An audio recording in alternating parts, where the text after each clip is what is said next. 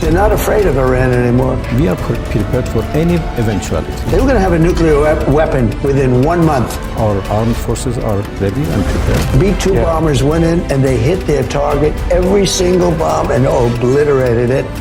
You do that, we're going to do very bad things to you. We are prepared even more than before the 12-day war. In early February 2026, the United States and Iran resumed indirect negotiations in Muscat, Oman, seeking to manage spiraling tensions over Tehran's nuclear program and avert a wider conflict. These Oman-mediated sessions Iranian negotiators say talks with U.S. officials today were successful as the two countries work to resolve the standoff over Tehran's nuclear program. held behind closed doors have quickly become a strategic focal point for both capitals, each testing the other's red lines while under intense regional pressure.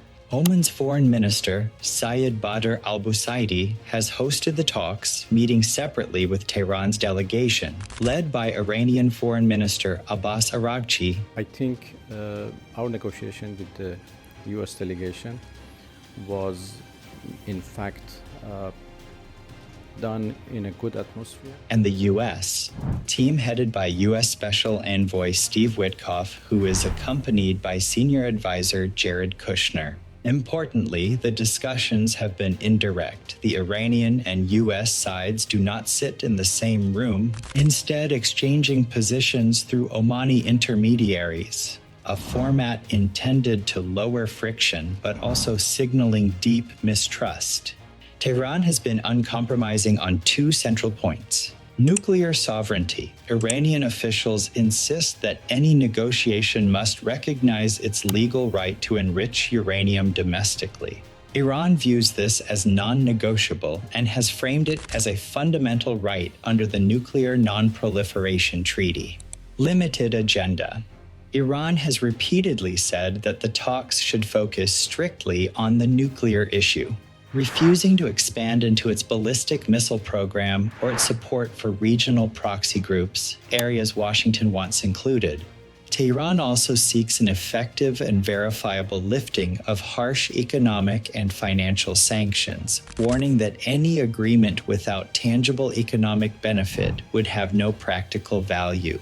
Strategically, Iran's red lines reflect not just technical demands, but domestic political constraints. Acknowledging too many external limits could undermine the regime's legitimacy amid ongoing internal unrest. Washington has made clear it wants to address more than the nuclear file. Broader security concerns. U.S. officials have publicly stated they would like to bring missile development, support for militia groups, and human rights issues into the negotiation scope. Tehran has rebuffed this approach, pressure via sanctions and military posture. As talks have begun, the U.S. has simultaneously tightened economic pressure and positioned military assets in the region, underscoring a traditional coercive diplomacy strategy meant to widen Tehran's sense of consequence if negotiations fail. Oman has long served as a discreet diplomatic intermediary between Washington and Tehran. Its neutral positioning and deep ties to both sides make Muscat a logical venue for sensitive back-channel discussions, especially when direct diplomacy has collapsed. The Omani method, conducting separate meetings and relaying messages, enables both sides to test ideas without public escalation. It's a mechanism that preserves face for each while probing the limits of possible compromise. By the end of the latest round in Muscat, Iran described the talks as a positive start and agreed to return to capitals for consultations before setting a next session.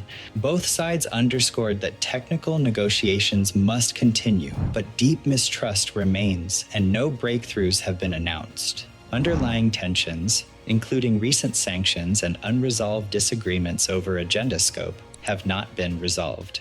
This pattern suggests that the Muscat process is currently exploratory. Each side is clarifying its limits and testing the other's willingness to move, rather than negotiating a full agreement. Tehran and Washington remain on a collision course in some respects. Rumblings of military options from U.S. policymakers, along with continued tensions in the Gulf, mean that failure at the negotiating table could retreat into bolstered coercive tactics. States and Iran find themselves in a volatile strategic moment that has drawn intense international attention and deep concern about where the confrontation between them may lead. Diplomatic efforts, military signaling, and deep mistrust have converged in ways that could easily tip regional tensions into broader conflict if efforts to resolve core disputes falter.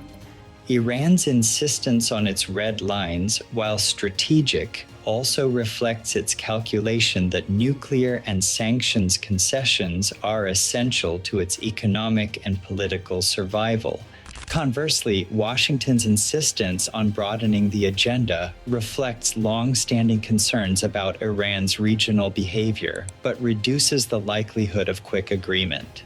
Beyond the bilateral dynamic, regional actors, from Gulf states to Israel, are watching closely.